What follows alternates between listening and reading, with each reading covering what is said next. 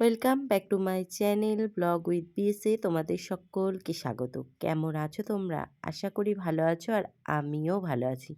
সকলকে good morning. এখন বাজে ১১টা। আর ১১টার সময় ব্লগটা আমি স্টার্ট করলাম।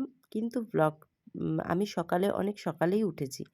আমি সকালবেলা উঠে আমাদের আজকে যেহেতু মনসা পুজো সেইজন্য মনসা পুজোটা আগে করে এসে তারপর দেখো এই যে এদিকে বাস্তুর ভাত রান্না হচ্ছে। আর বাস্তুর ভাতটা রান্না করছে মা। কিন্তু মা এখন সেইভাবে পারে না বলে দিদিও হাতে, হাতে করে দেয় দিদি। তো দেখো এই যে আমাদের এখানে উনুন ৩ টে ইট পেতে উনুন তৈরি করে বাস্তুর ভাত রান্না হচ্ছে। এদিকে আলাদা এক্সট্রা খুন্তি ছিল না বলে বা হাতা ছিল না বলে দিদি দেখো পাট কাঠি দিয়ে কি সুন্দরভাবে ভাতটাকে রেডি করলো। তো তারপর দেখো এই ৫ টা লাউ পাতা লাগে আর লাউ ডগা লাগে।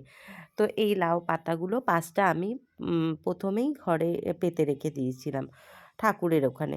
তারপর দিদি দেখো ৫ রকম ফল না, যে করকম আর কি থাকবে সেই করকম ফল, গুড়, তারপরে দুধ, কাঁচা দুধ, তারপর এই আতপ চাল দিয়ে যে রান্নাটা হলো ভাতটা, এটা এই ভোগ, ভাত বলাটা ভুল, ভোগটা এগুলো এই ৫টা পাতায় দিয়ে ঠাকুরকে দেওয়া হবে।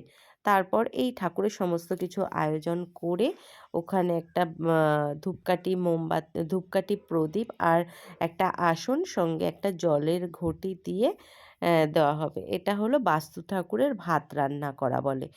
প্রত্যেক বছরই দেখি এইভাবেই করে মা। আর মায়ের সঙ্গে দিদি এইভাবে জোগাড় করে দেয়। আমাদের ৩ ঘরেই দেওয়া হবে। আমাদের ঘরে, বড়দিদের ঘরে, মেজদিদের ঘরে, প্রত্যেকের ঘরেই মা এরকমভাবেই দিয়ে দেয়। মাই দেয় প্রত্যেক বছর। তো এভাবে বাস্তু ঠাকুরের ভাত রান্না করা হচ্ছে। আ আর আমি এগুলো একটুখানি দেখালাম। জানি না কতটা কি ভালোভাবে দেখাতে পারলাম। তবে যতটুকু পেরেছি ততটুকুই দেখিয়েছি।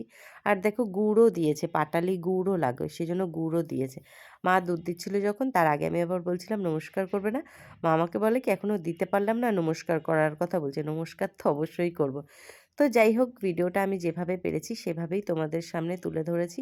ভালো লাগলে অবশ্যই একটা লাইক করবে, কমেন্ট করবে। আর যারা আমার চ্যানেলে নতুন আছো অবশ্যই চ্যানেলটিকে সাবস্ক্রাইব করবে। তোমাদের থেকে এটুকু আশা আমি রাখতেই পারি।